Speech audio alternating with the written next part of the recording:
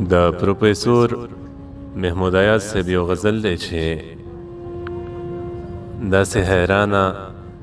حیراني به دې له ما سره وه یاره چې نه وې خاموشي به دې له ما سره وه داسې حیراني به دې له ما سره وه یاره چې نه وې خاموشي به دې له ما سره وه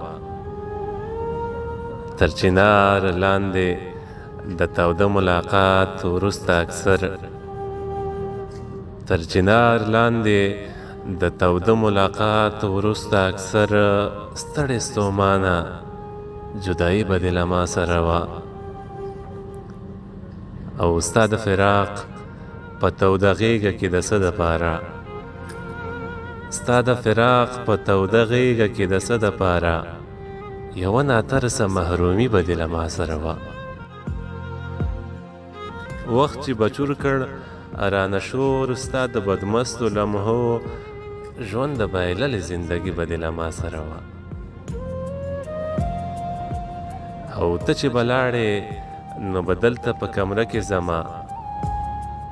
ته چې به لاړې نو به دلته په کمره کې زما یوه بېنومه